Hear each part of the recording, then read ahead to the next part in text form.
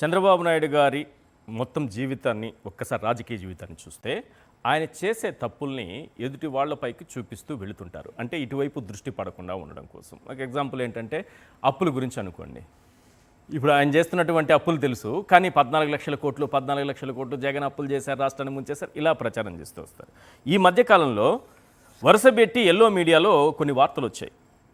జగన్ ధనాశకు జనం బలి, 5 ఏళ్లలో భారీగా కిడ్నీ, లివర్, నరాల వ్యాధులు, 10 రెట్లు పెరిగిన నరాల బలహీనతలు. ఏంటి ఈ మధ్యకాలం రాశారు వార్త? ఇదేదో అప్పుడు అధికారంలో ఉన్నప్పుడుది కాదు.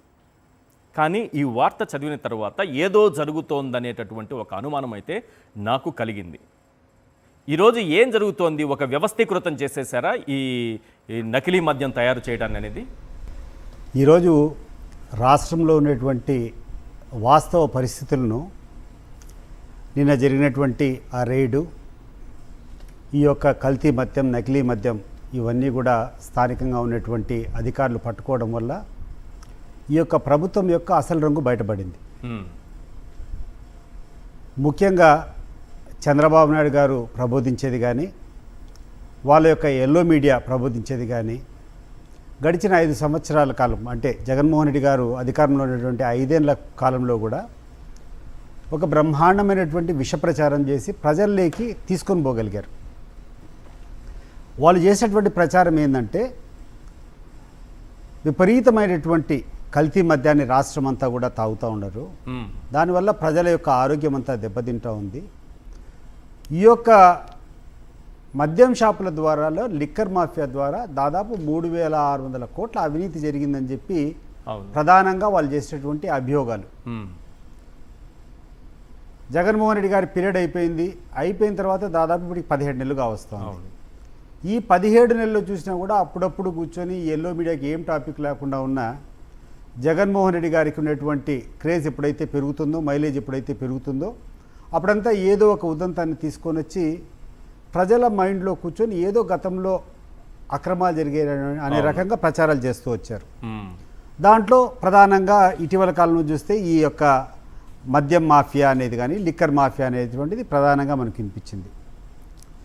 జగన్మోహన్ రెడ్డి హయాంలో 3,600 కోట్ల అవినీతి జరిగిందని ఎటువంటి సంబంధం లేనటువంటి వ్యక్తులను సీఎంఓలో ఉన్నటువంటి అధికారి ధనుంజయ రెడ్డి గారు, ఒక ప్రిన్సిపల్ సెక్రటరీ, ఐఏఎస్ ఆఫీసర్, తర్వాత అనేటువంటి ఓఎస్డి కృష్ణమోహన్ గారు, వీళ్ళు వ్యక్తిగతంగా జగన్మోహన్ రెడ్డి గారికి వాళ్ళు అన్నటువంటి సీఎంఓలో అసిస్ట్ చేసేటువంటి వ్యక్తులను కూర్చొని కేసులో పెట్టి 5 నెలలు 6 నెలలు జైలులో పెట్టేటువంటి విషయాలు చూస్తున్నాం.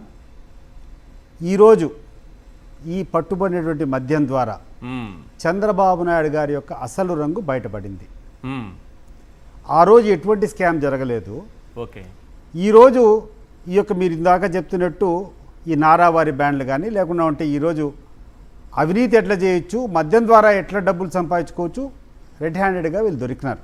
అంటే అందరినీ గత ప్రభుత్వంలో జరగని లేని మద్యం స్కామ్ను సృష్టించి దాన్ని అందరి దృష్టి అటువైపు మళ్ళించి ఇదేమన్నా జరుగుతుందా? ఒక పద్ధతి, ఒక ప్లాన్ అంతే కదా. క్లియర్గా ఆ రోజుల్లో ఎటువంటి మద్యంలో అవినీతి జరిగేదానికి అవకాశం లేదు. 100కి 100 రూపాయలు ఉన్నటువంటి డిస్టిలరీస్ అన్నీ కూడా అవన్నీ చంద్రబాబు నాయుడు గారి హయాంలో శాంక్షన్ చేసేటువంటి డిస్టిలరీస్. ఆ డిస్టిలరీలో తయారైనటువంటి మద్యాన్ని ఏపీబీసీఎల్ అంటే ఆంధ్రప్రదేశ్ బ్రీవరేజ్ కార్పొరేషన్స్ లిమిటెడ్ అనేటువంటి ఒక సంస్థ, ప్రభుత్వ సంస్థ కొనుక్కొని ప్రభుత్వ వైన్ షాప్స్ అంటే ప్రభుత్వమే అక్కడటువంటి వైన్ షాప్స్ అన్నీ నడిపిన దానికి కొన్ని నియమాలు, కొన్ని నిబద్ధతలు ఉన్నాయి. 10 గంటలకు ఉదయం 10 గంటల కంటే ముందు తెరిచేటువంటి పరిస్థితులు లేవు. ఖచ్చితంగా వాళ్ళ టైమింగ్ ఏంటంటే morning 10 o'clock to evening 10 o'clock, రాత్రి 10 గంటలైతే బంద్ అయ్యేటివి. కానీ చంద్రబాబు నాయుడు గారు వచ్చిన తర్వాత ఈ యొక్క పాలసీని ఈరోజు ఈ యొక్క మద్యం షాప్స్ అంతా కూడా ప్రైవేటీకరణ చేశారు. మద్యం షాపులందరినీ కూడా ప్రైవేట్ వ్యక్తులకు టెండర్లో ఏదో రకంగా పెట్టి మ్యానిపులేట్ చేసి తెలుగుదేశం పార్టీకి సంబంధించినటువంటి వాళ్ళకందరికీ కూడా ఈ మద్యం షాపులు ఇవ్వడం జరిగింది. ఈ షాపుల్లో ఈరోజు ప్రధానంగా చంద్రబాబు నాయుడు గారు కానీ, చంద్రబాబు నాయుడు గారు ఎట్లా ఒప్పుకోరు అనుకోండి, ప్రజలు ఆలోచన చేయాల్సినటువంటి విషయం. మీ ఊర్లలో ఎక్కడైనా టైమింగ్స్ అనేది మెయింటైన్ చేస్తున్నారా? ఉదయం 10 గంటలకు ఓపెన్ అవుతున్నాయా షాప్స్? నిరాటంకంగా 24 అవర్స్ రౌండ్ ది క్లాక్ ఈ బ్రాందీ షాపులు ఓపెన్ అవుతున్నాయా లేదో ఇప్పుడు ప్రజలు చెప్పాలా. అంటే దీని ద్వారా ఈ యొక్క మద్యాన్ని నిరాటంగా అమ్మేటువంటి ప్రక్రియ ఒకవైపు మొదలు కాగా, ఒకవైపు బెల్ట్ షాపులు అనేది. అవును, గతంలో జగన్మోహన్ రెడ్డి గారి సమయంలో ఎక్కడన్నా బయట బెల్ట్ షాప్ ఉందంటే ఇమీడియట్గా ఎక్సైజ్ వాళ్ళు పోయి 5 నిమిషాల్లో అవన్నీ తీసుకుని వచ్చి సీజ్ చేసేటువంటి పరిస్థితి. ఈరోజు ప్రజలు ఆలోచన చేయాలండి. ఎందుకంటే ఈ ప్రభుత్వం ఎట్లా ఆలోచన చేయదు. ఈ ప్రభుత్వమే నడిపేటువంటి లిక్కర్ మాఫియా కాబట్టి వాళ్ళు ఎట్లా పట్టుకోరు.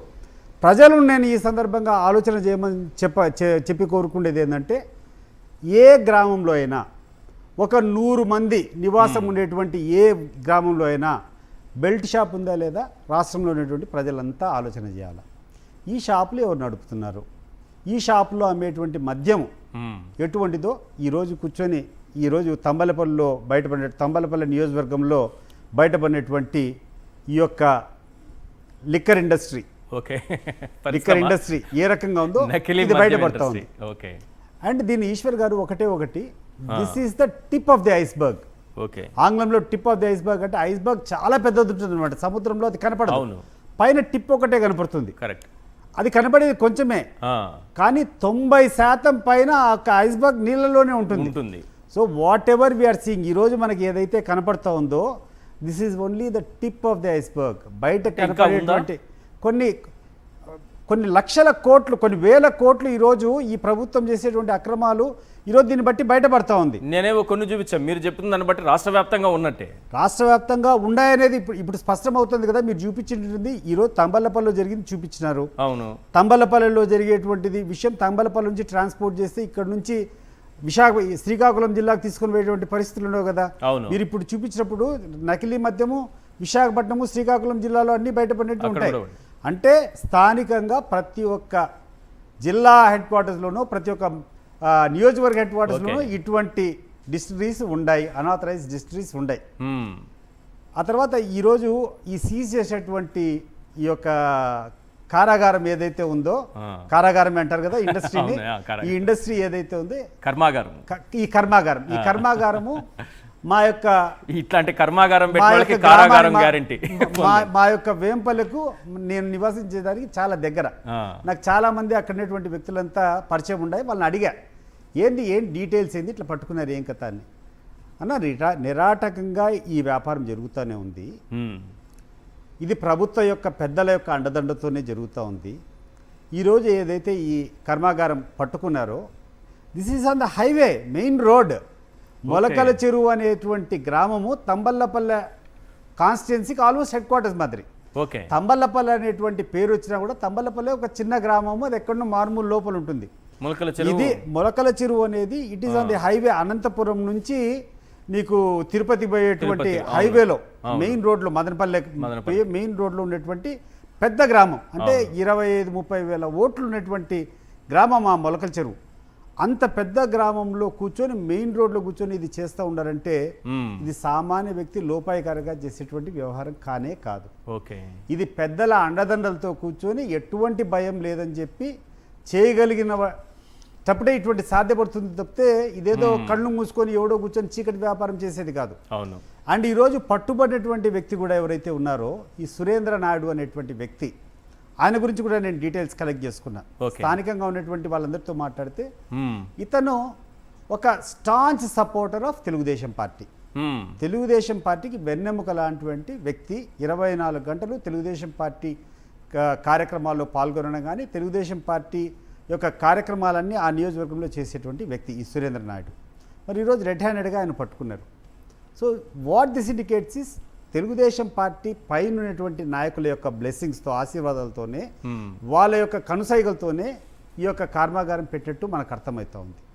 అండ్ దాంట్లో ఉన్నటువంటి కెపాసిటీ కూడా ఈరోజు చూస్తే 60,000 బాటిల్ ఈరోజు సీజ్ చేశారు. మరి వీళ్ళు అఫీషియల్గా ఎంత చేశారో కానీ స్థానికంగా ఉన్నటువంటి వాళ్ళని నేను అడిగితే 60,000 బాటిల్ సీజ్ చేశారు. మరి ఎన్ని చూపించారో నాకు తెలియదు.